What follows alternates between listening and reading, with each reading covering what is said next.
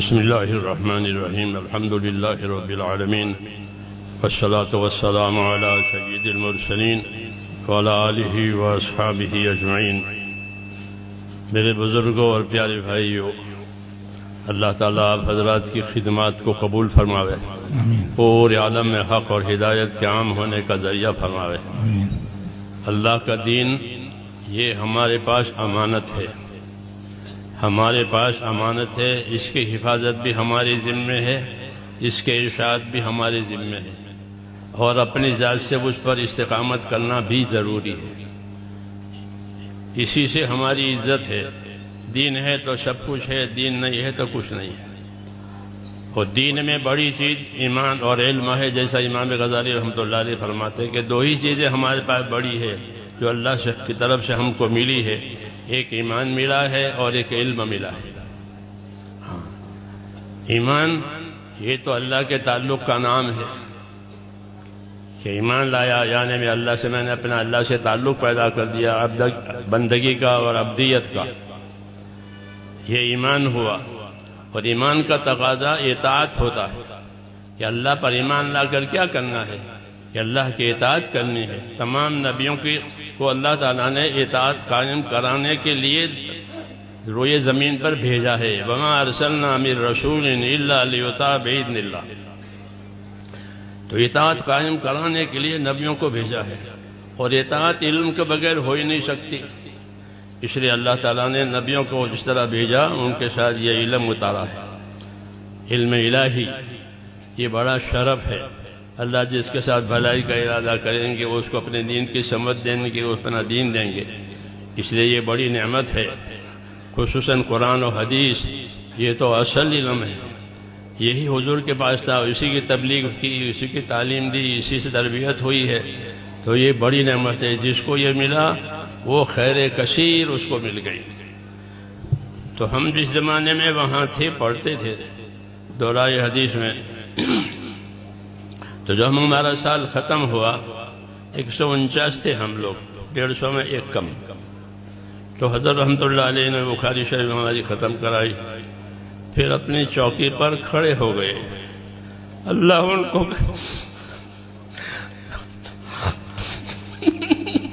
اللہ ان کو غریب رحمت کرے، آمین۔ اللہ ان کے درجات کو بلند فرمائے۔ ہم لوگوں کو اپنے چوکی پر کھڑے ہو کر کے بخاری شریف کی اور ترمذی شریف کی اجازت دی ہے کہ میں تم لوگوں کو اجازت دیتا ہوں۔ یہی ایک شرف اللہ نے ہم کو بھی دیا ہے۔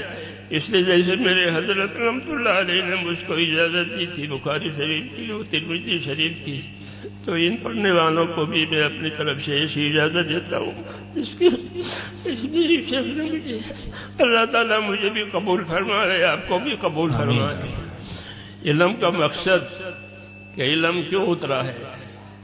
علم تو اس لیے اترا ہے تاکہ اللہ سے اپنا تعلق صحیح کیا جائے۔ عقائد میں، اعمال میں، اخلاق میں، سب چیزوں میں علم رہبری کرتا ہے۔ اس لیے صحیح علم لینا ہے، اور سب سے پہلے اپنے آپ کو اپنے علم کے تابع کرنا ہے۔ جو اپنے علم کے تابع کرے گا وہ ہے عادل، عدول۔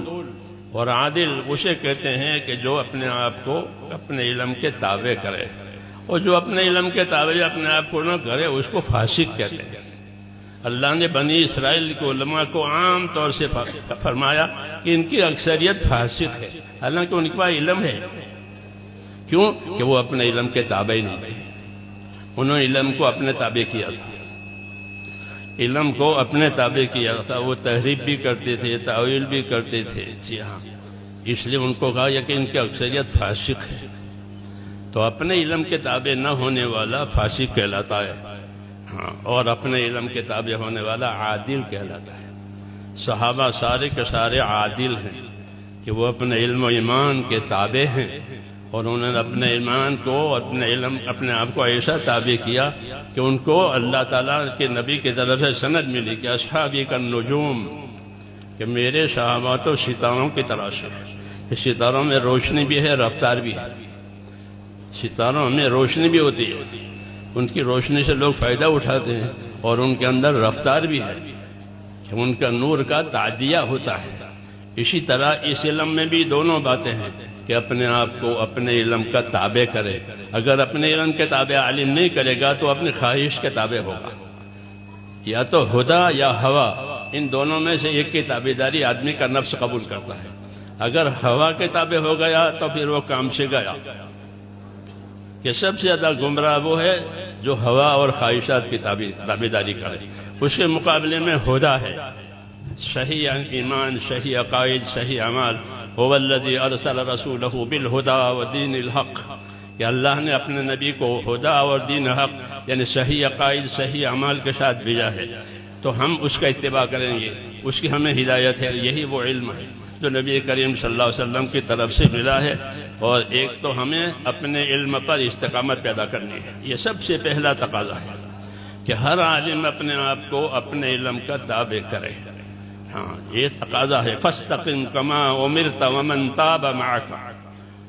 آپ کو حکم دیا جا رہا ہے کہ اے نبی، جو بات آپ پر آ رہی ہے اپنے آپ کو استقامت کے ساتھ اس پر رہیں، اور جو آپ پر ایمان لائیں وہ بھی استقامت کے ساتھ رہیں.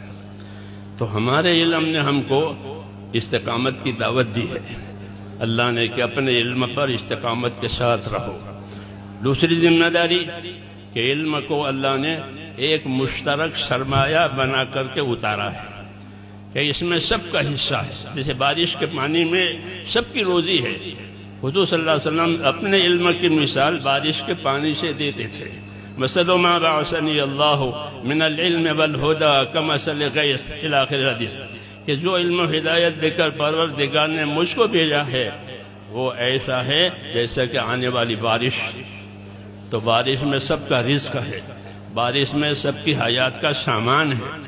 اسی طرح حضور صلی اللہ علیہ وسلم جو علوم لے کر آئے ہیں وہ علوم انسانیت کے ہر طبقے کے لیے ہدایت کا بھی سبب ہے، نجات کا بھی سبب ہے. حاکموں کا طبقہ، تاجروں کا طبقہ، زراعت کرنے والوں کا طبقہ، ملازمین کا طبقہ، یہ معیشت کے 4 طبقے ہوتے ہیں ہر زمانے میں. تو ان تمام طبقوں کے لیے رہبری اس علم میں ہے کہ وہ اپنے آپ کو اس علم کے تابع کرے. مولانا محمد یوسف صاحب رحمۃ اللہ علیہ فرماتے تھے کہ ہمارے دین میں ہر شعبے کے فضائل ہیں، ہر شعبے کے مسائل ہیں. ہمارے دین میں ہر شعبے کے فضائل ہیں، ہر شعبے کے مسائل ہیں. حکومت اور اقتدار کے فضائل ہیں، اس کے مسائل ہیں. تجارت کے فضائل ہیں، تجارت کے مسائل ہیں. زراعت کے فضائل ہیں، زراعت کے مسائل ہیں. مزدوری کے فضائل ہیں، مزدوری کے مسائل ہیں. یہ معیشت کے شعبے ہیں، گزارے کے شعبے ہیں. یہ تو ان 4 شعبوں کی رہبری اس علم میں جو اتارا ہے. اس لیے یہ مشترک سرمایہ ہے سب کے لیے کہ جن کے پاس آوے یہ علم وہ اپنے آپ کو اس کا تابع کرے.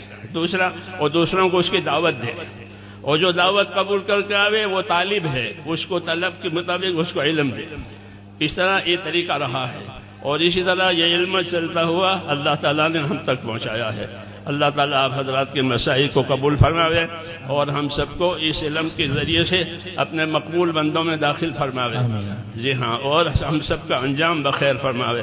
اللہ تعالیٰ آپ حضرات کی خدمتوں کو قبول فرماوے. جزاکم اللہ تعالی.